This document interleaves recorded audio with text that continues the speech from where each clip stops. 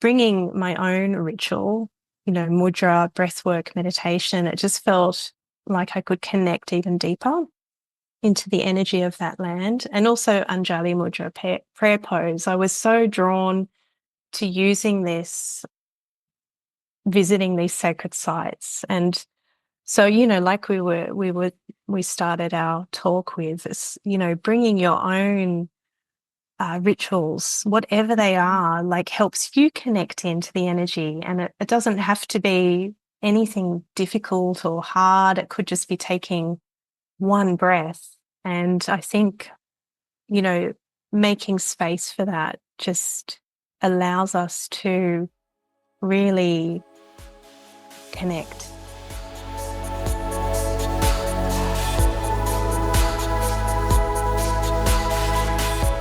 Hello, soul travelers. Welcome to another episode of the Sacred Travel Podcast. My guest today is the wonderful Emma Wertheim from Australia. And we are going to be connecting to the spirit of sacred sites and how mudras can support us in this sacred journey within and without. Emma is a Gorangai, Sydney-based meditation, yoga, and sacred dance teacher with a special interest in yoga mudras. As a graphic designer, intuitive digital artist, and photographer, her creative work is inspired by spirituality. Since 1995, she has been part of an esoteric school with origins in the Fourth Way movement, dedicated to cultivating stillness as a foundation for transformation in everyday life. She is the author and artist behind Yoga Mudra Oracle, created in collaboration with husband, artist, and writer Steve Denham. This project communicates the ancient wisdom and multidimensional benefits of yoga mudra hand postures. Her work is featured on book covers, websites, and oracle decks, expressing a sense of peace and hope and reminding us of the ebb and flow of mystery woven through daily life. Welcome, Emma. I am so happy to have you here. Thank you so much, Julia. I'm so happy to be here too. And I'm such a fan of your beautiful podcast. I just love how you hold space to talk about sacred travel and sacred land. And so thank you so much. Thank you. Well, thanks for being here and sharing, pearls of wisdom from your experience. I think that's, my intentions with these conversations is really that there is not just one way. There is like a myriad of ways how we can connect to sites. And that's how I love having conversations. And also when I found you, or you found me, I don't know, but there was like this instant resonance in a way. And the way that you in your very, very unique way connect to sites and like activate them and get activated. So I think it's a very beautiful way to share with the audience. Yeah, look, I'm so excited to talk to you today about, ritual and sacred sites. And I think you explained it really beautifully. It's like there are many ways and there are many rituals and ways to connect with sacred sites. And for me, obviously, as you said in my intro, in my bio, for me, mudra is and meditation are the two main tools that I use to connect in with land. And so, yeah, I'm really excited to open it up with you and to dive deep, deep. Yeah. Oh, that's so good. To get us started, would you share a little bit about Mm. your background and what made you explore the world as a sacred wanderer in the first place?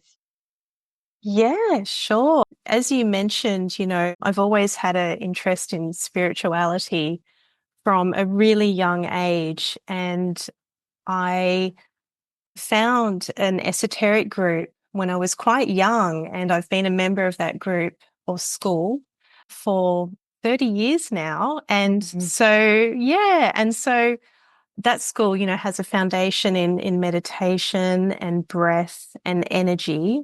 And I think when we work with those things, we naturally become sensitive to the space we're in. And, I'm very fortunate to be a member of this school because it's really evident to anyone that goes to the physical place of that school that it is on a ley line. So there's a beautiful supportive energy there before you even start meditating or, using breath work. It's it like it buoys you in that work. So I've been very fortunate to be able to regularly be in that space. So I think when it comes to travel, I've always been highly sensitive to the energy of a place. So, and having the contrast of the school and that beautiful fine energy, and then being in areas that might be devoid of that, you can be quite highly aware of the difference. So I was really fortunate in my 20s, in the early 2000s, to take a really special trip. And that was around Europe. And it was really funny because in planning that trip, I didn't plan, I was with my partner at the time, but we together didn't plan that trip as a sacred sites tour. Like it wasn't, we just planned to visit all these places. Like it wasn't even in our mind that we would go to these incredible sites. We just were drawn to these places. So we ended up planning this really incredible trip all over Europe.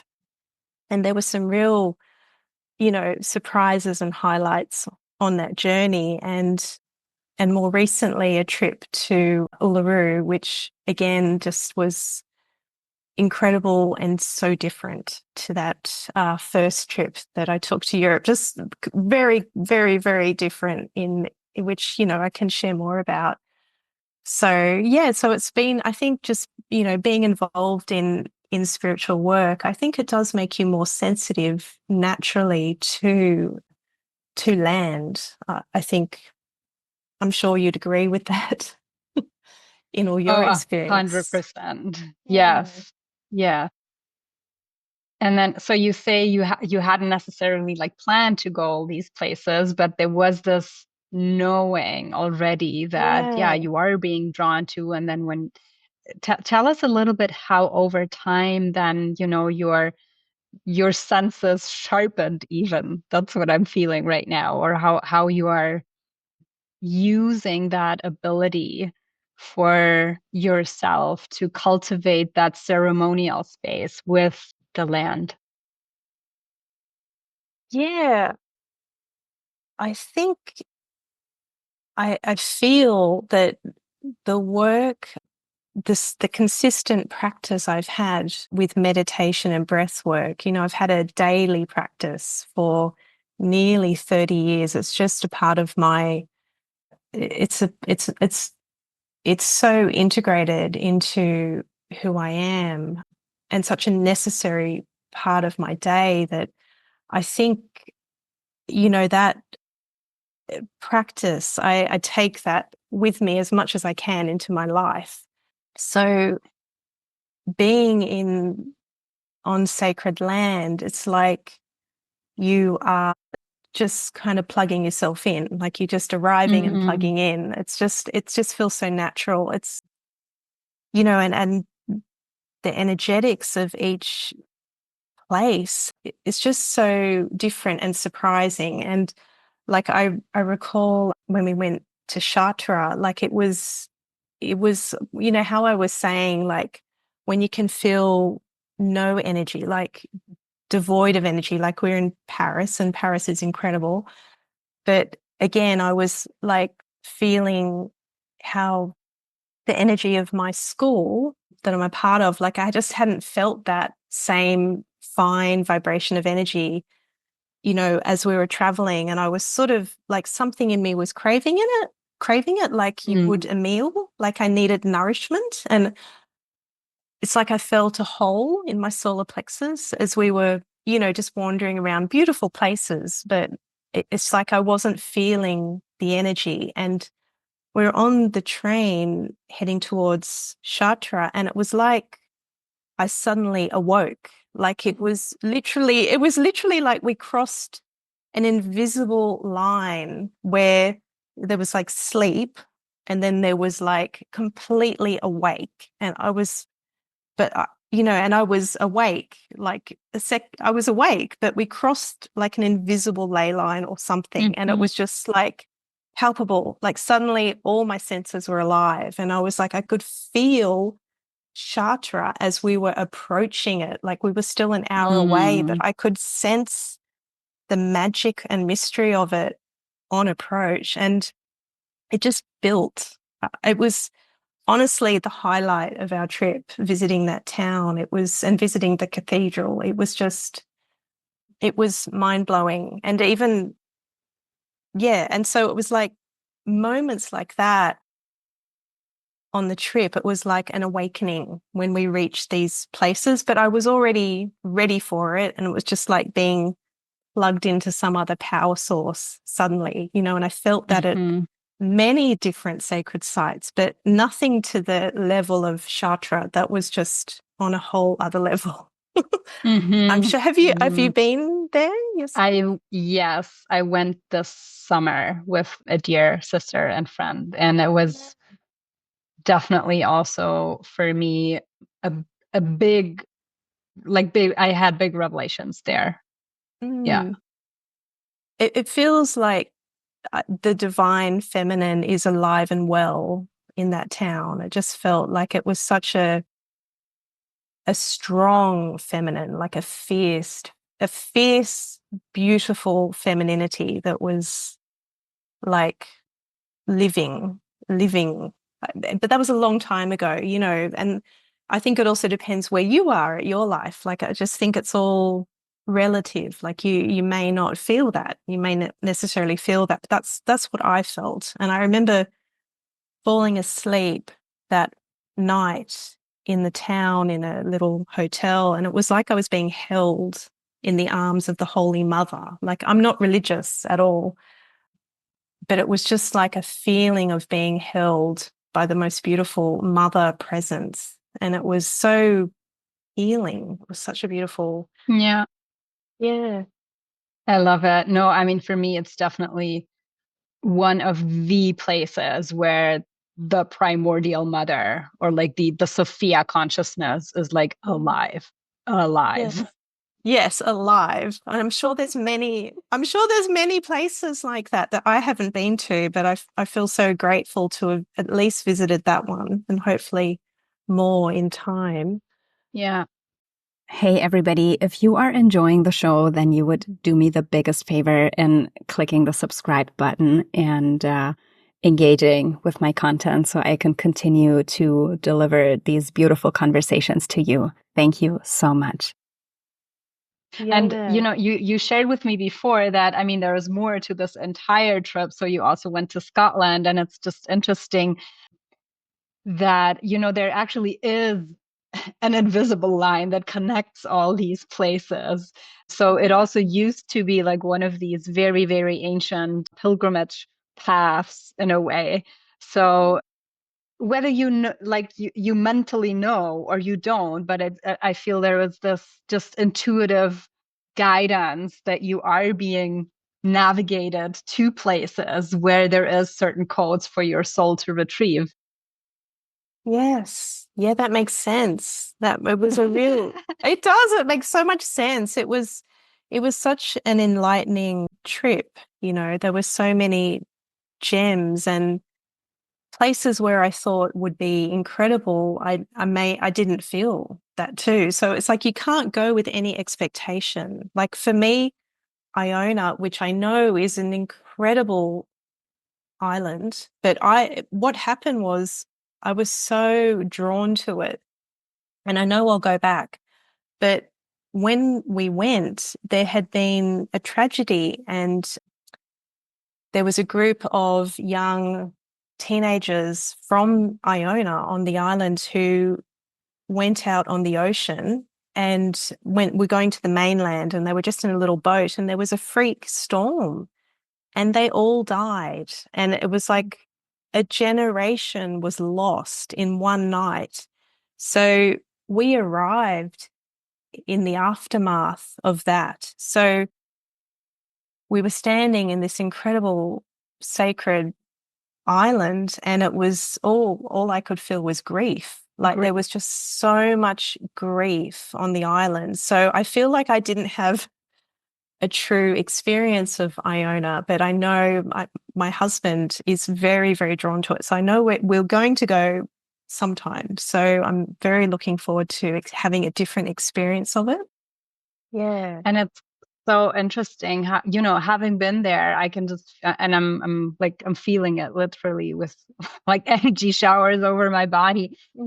It's so tiny. And then when you say it's literally like an entire generation, that is just like gone. Yeah. And at the same time, I feel, having experienced the magic of this place, that is, I feel the healing is beyond anything else. Like just lying there on these incredibly powerful stones on the beach is just so healing physically, but also I can just, the grief that you're describing, I can feel how the land is actually working with it and through it. And wow. Yeah, I can feel what you're saying too. And I feel like I've tapped more into the energy of Iona with your experience of what you just shared. So I can feel that healing that you're talking about. And it is such a special place. And it was just timing. It's just interesting. And it was like when we went to, where was it? I think it might have been Chartre. I was dying to see the Black Madonna in the crypt under the cathedral, and it was closed.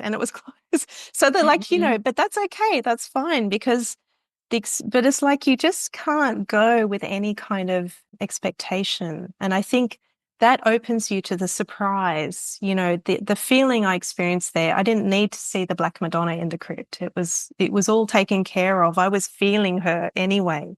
So I think, when you do plan these trips, you just have to be open to surprise, the element of surprise. And that's part of the mystery. That's part of the mystery.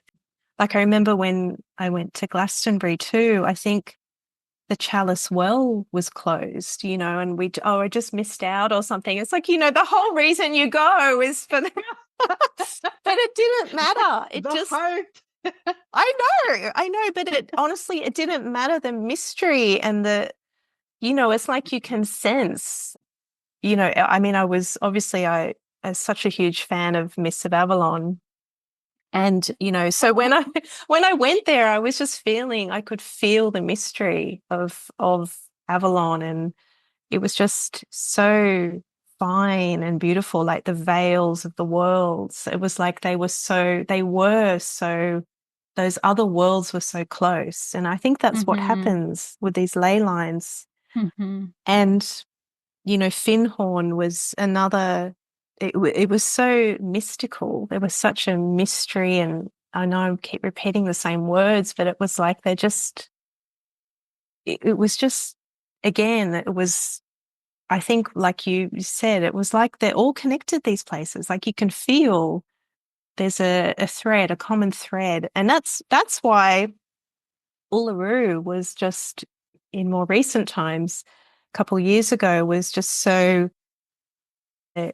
so incredible. And that's because it just had such a different feeling again. And it was like, I'm Australian, but it was like when we went to Uluru, it was like being a visitor to someone else's home. Like it was like we were being ushered into someone else's land, someone else's country. And we were visitors. And I really felt the majesty of the ancientness of that land. It was, again, palpable and almost renders you speechless in its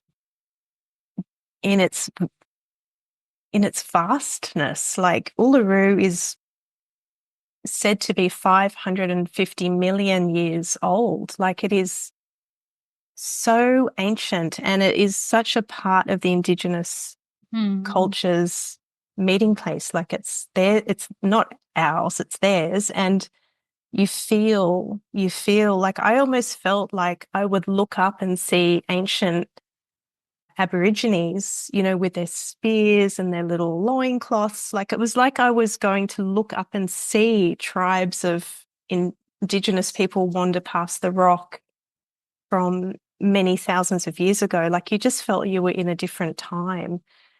And the most incredible thing that I didn't know until visiting Uluru was there's a whole side of it. So the beautiful screensaver you have behind you, we are allowed to share. But the other side of the rock, which looks quite different, is you're not allowed to photograph it. And there's this whole, I don't know, like internet people, trawling through the internet, removing any images of photos of that other side of the rock for its, because it's so sacred to the Indigenous cultures. And I just found that so incredible. And so seeing that other side of the rock was just like, I've never seen this. I've seen this, I've seen what I'm seeing behind you, and we can all recognize it. But the other side has a whole different energy. And while I was in Uluru, I felt very drawn to using Padma Mudra, which is where we make like a lovely open shape with our hands, bringing the sides of our thumbs and our pinky fingers together.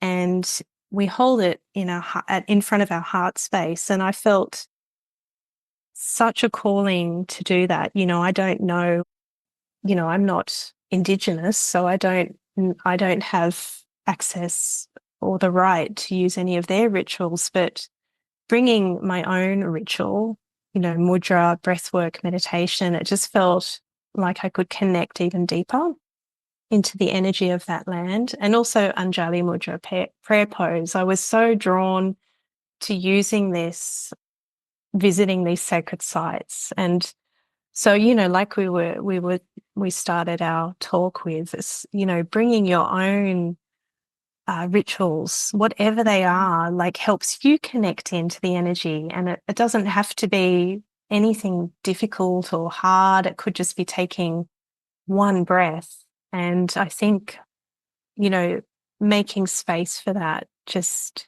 allows us to really connect. So it was so, and mudras is, I've been using since 2016. So I didn't have those tools when I was first traveling around Europe. So it was really nice being able to bring this practice to Uluru. And it just, sort of opened me to realizing that I could bring that to more sacred sites, whenever I get the opportunity to travel. So yeah, hopefully I'll get to go back and revisit all of these beautiful places I went to in my 20s and bring mudra, and I just think that will be such a help. I love it. So what happens when you are in that ceremonial space, connecting with the land, with the mudras? Yeah.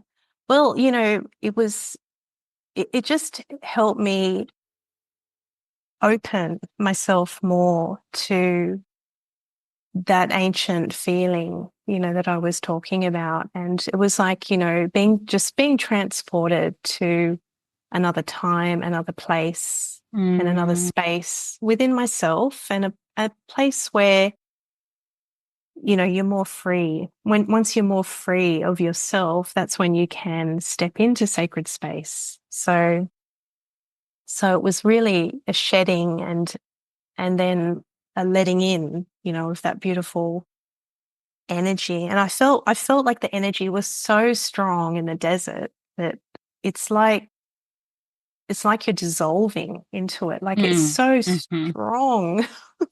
It's like truly nothing I'd ever experienced, even though I live in this country. It's got a whole the center of Australia and the desert just has a whole different feeling. And it's one that when you go to once, you need to go back. Like you just, everyone I've spoken to is like, I have to go back. Like you're called, it's like there's more to uncover and connect into. There's just more. And my dreams, everything was just like off the Richter scale. Like it was just all so, the colors, like we can see in your background, the colors are different. The sounds of the desert, like it's like it awakens all of your senses. It's the sounds at night and at twilight and at dawn, and the light just takes so long, the sun takes so long to rise and to set. And it's like you just feel much more connected in with the natural rhythms when you're in those areas, like, because you can see the sky, the expanse of the sky. It just goes on forever. The land goes on forever. And it's just so special that we still have those places in this world where we can reconnect in with something much realer than what a lot of our lives look like. And bring that energy. But also bring that energy into our lives. This is what it's about. It's like awakening. It's an awakening. So it's helping us. Let's go there. I feel this is also a very important one. We can have all these like altered states and expansive experiences, but what is your way of bringing these back as an embodied part of you as a spiritual yet earthly being? How do you do that?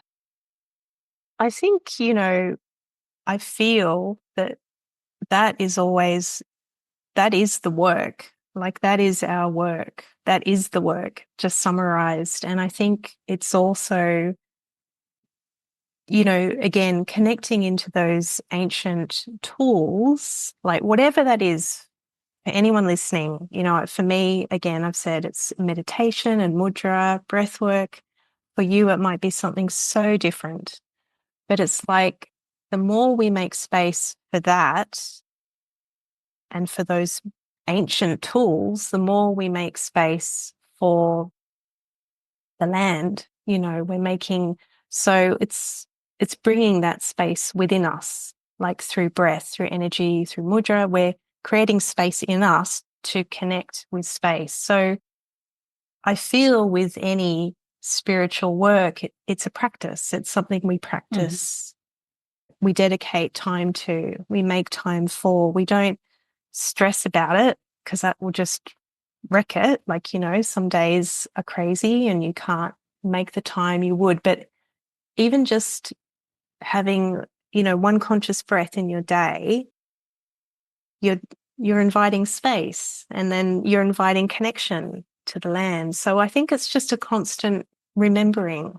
So that's the way I try to integrate ancient ritual into my own life. And I know that, it's made the difference, all the difference for me anyway. So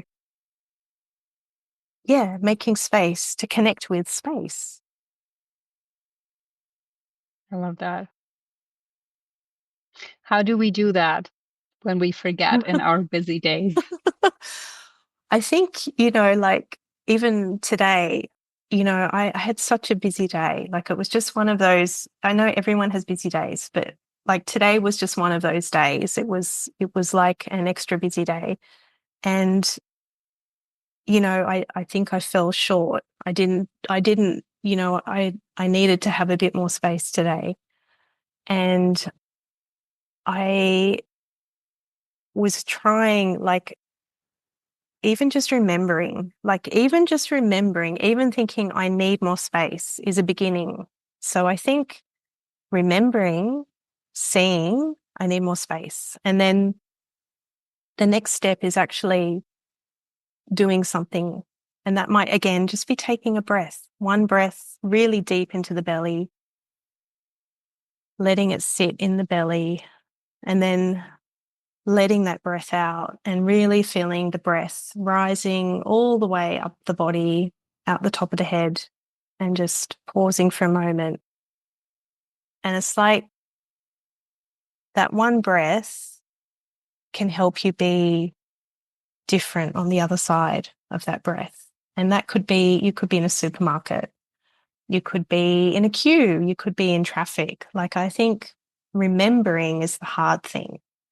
So it's like, if you can remember, that's the first step of being able to step into something, into a new beginning. So this is the practice, this is the work I've been involved in, and I have been involved in it for a long time, but it's still, it's just like we need a lot of reminders. And sometimes those reminders aren't good. They can be like big wake-up calls. They could be a car accident so we want to avoid those things. We want to avoid, the big wake-ups. We just, by trying to integrate space more, and even if it's just for a moment in a day, I think for me, that can just help me step back from all the stuff going on in my head. Because, that chatter doesn't end. It just keeps going. So it's up to us to, like you said, I love that word reclaim. Like, we're reclaiming ourselves when we take a moment to stop. And, for me, it's just working with the breath is so valuable. And also mudra. There's lots of mudras that are really calming, and if you're feeling overwhelmed, like jnana mudra, just bringing the thumb and index finger together. It is so centering. And this mudra connects you to your heart. Like, it brings the heart and the solar plexus together. So I find myself doing this, out and about in my day quite naturally. Like, I often go, oh, I'm doing jnana mudra. That's strange. And then I realize I'm doing it because I'm feeling a bit overwhelmed. So this reminds me, I'm like, oh gosh, okay. But it is really calming. So it's sort of like, as soon as I do it, I feel better. And I think, it's building that sensitivity. And if you're working with sacred land, like, you're already sensitive to energy. So this is still, working with our subtle body of energy using mudra. It activates prana. So we're just connecting in with energy in ourselves, and that's helping us slow down. So it's a really lovely tool, and it's so simple. Yeah.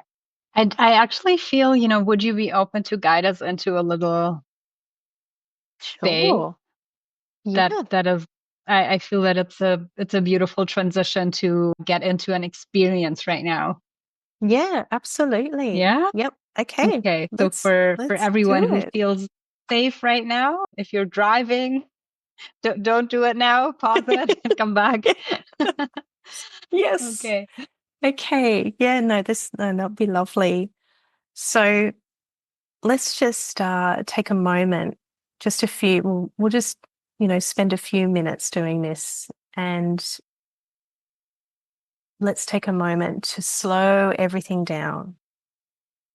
So we can begin by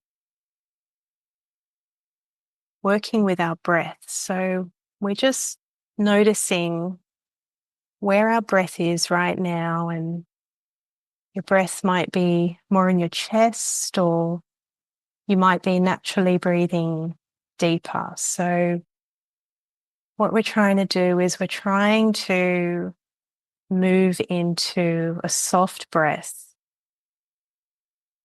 And as we take an inhale, we're breathing the air all the way into the belly. And we're actually letting the belly expand. And we're holding the breath in that space. And then we're letting the breath out. And we're feeling a slight contraction of the belly as the air and energy rises up the center of the body and all the way out the top of the head. And we're holding that exhale for a moment. And then we're taking another breath deep into the belly. Belly expands. Hold the breath. We're letting the air out all the way up the center of the body, all the way out the top of the head, holding. And one more breath like that. So we're really feeling the belly expand. We spend a lot of time holding our bellies in. And now we're releasing the air all the way up the body, out the top of the head, and holding. And now we're coming back to a very relaxed breath. And we're feeling a softening in the body, a relaxing of the body, a letting go of the body. Particularly paying attention to the mask of the face. We're relaxing the forehead, the eyes, the cheeks, the mouth, even the ears and the scalp.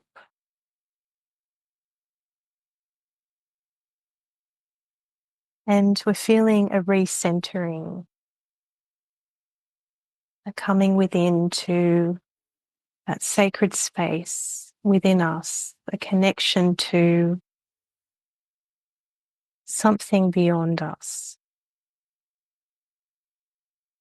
And I'd like you to, with your right hand, bring the thumb and index finger together in Jnana Mudra, and we'll place that mudra in front of our heart space.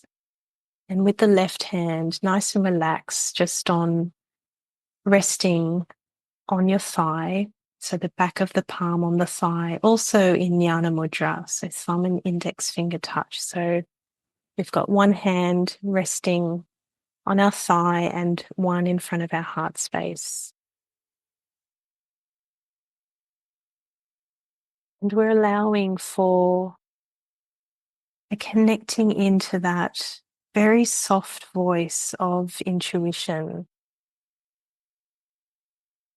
And we're inviting it to speak a little louder to us through our heart center.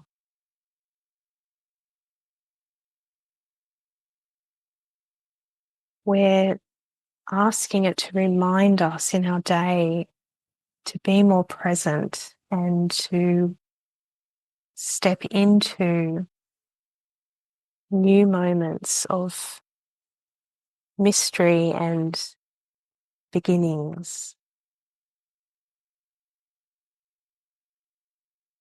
To find more beauty in those moments of life that can seem mundane.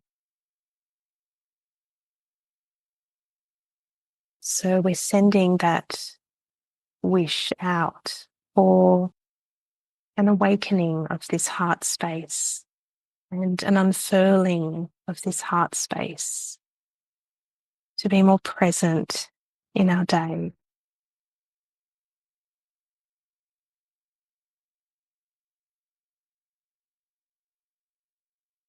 And when you're ready, just noting any feelings or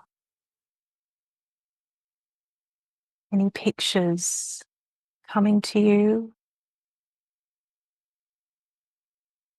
before we move into the next part of this lovely chat Julia and I are having.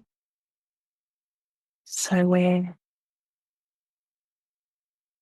slowly coming back to the space around us and relaxing the hands, knowing that this space is always available to us. It's just a breath away. And opening the eyes when you're ready.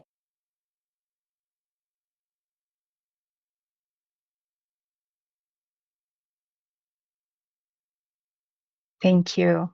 I feel so centered. Ah, Thank you. And there was really a stream of consciousness coming from my heart into my hands. And so my hands really feel on fire right now. That's That so was really cool. I beautiful. haven't experienced that before. Thank you. Oh, I'm so grateful. So glad to hear that. Yeah, mudras really just add like a little bit of magic, to these practices that we have. And it's lovely that you experience that heat. I think that's a really good sign that that energy was very present. Yeah, the prana was moving. It That's was. And awesome. I actually, I feel with this picture, I really felt like Uluru was behind me and like beaming this energy through my heart and the solar plexus Wow. into my hands. So Yeah. it was, like the fiery solar. Yeah. Yeah, well, Energy. that's reflecting the desert sand color, all that beautiful lower chakra, vibrant energy. That's beautiful. Mm. Yeah. So now, if people want to work with mudras or they feel intrigued by what you shared and they want to go to places, but they don't necessarily, know about it, what is your recommendation? Yeah, look, they are very welcome to have a look at my website, and that's emmawertheim.com. And I've got some nice free resources there, like a very simple, easy to get started with mudra guide. And I think that's, a really nice place to begin. And because I recommend, starting very simply, and I've got a whole kind of pathway. And yeah, and look, my mudra deck is coming out, and really that's early next year. And I created that to make mudra. I know, it's so exciting. It's just been such a long journey to have that become a real thing. So, but the real impetus behind creating it was so people could simply and easily use mudra, because, there's so many mudras and they all do different things. And I thought, it'd be lovely for people to work with an oracle deck so they could be guided intuitively to the mudra that they need. So I'm very excited for that to be available. And of course, there's, if you just have a look, actually in my guide on how to use mudras, I also recommend some, further reading. So there's some book recommendations, and, there's not a lot out there about mudras, but I am hoping, to change that in a small way if I can. So I think that's a really good place to begin. And yeah, people are welcome to reach out to me on Instagram or in any way if they've got any questions, or I'm always happy to share any knowledge I can. So Amazing. Yes, we'll be putting all the links in the show notes, and I'm excited for the deck to come out. oh, So thank you. Thank you, Julia. that's beautiful. And I mean, you showed us quite a lot already. So again, I feel it's coming back to remembering it while at the same time, maybe also just going intuitively and Yes. recognizing what what we do with our hands. Absolutely. And I am a firm believer in using hand gestures that feel right to you. Like, they don't have to be mudras, but if you're drawn to doing something with your hands as part of your practice, then go with it. Be guided by that. And that is what you need. The body is so intelligent. And I just feel the more we can open to that guidance and be led, the better. So the body Yeah. knows what it needs. So absolutely. Yeah. Yeah. What is your next call? Where to? Oh, where to? Oh, my heart is so desperately wanting to go to India. Like, that's the next place. So need to be in India. Wow. So yes. What about you? What is your next place? It's so funny because I actually just returned. I was near your place. Well, Ooh. considered from where I live in the world, it was closer to you because we flew over Australia and spent a couple of weeks in the Cook Islands. Oh, amazing. I've not been there. Yeah, it was very special. But being a travel bird, like it's so funny because I'm home and other people would really like get cozy in here and like find it nice to be home again. And for me, it's more like, okay, where do I go? Oh, that's great. But let's see. I mean, personally, we don't have, or I don't have any plans yet. I do have a couple of trips coming up next year that are not fully curated yet, but there's wait lists on my website. So if anyone is interested, there's Iona, in fact. And oh, I wish I could come. I wish I could come. Timing may not work, but I wish I could come with you.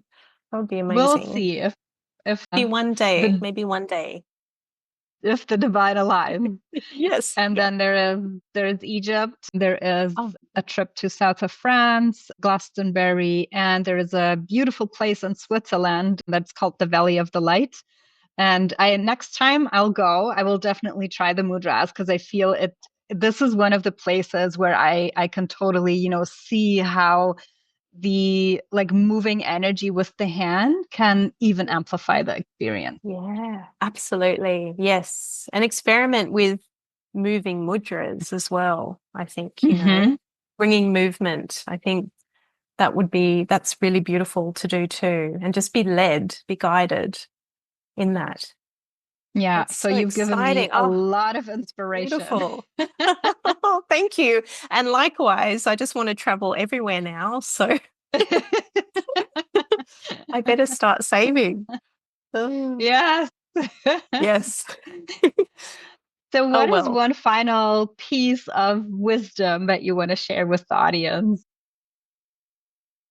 Oh, goodness. One final piece of wisdom. I think just be kind to yourself.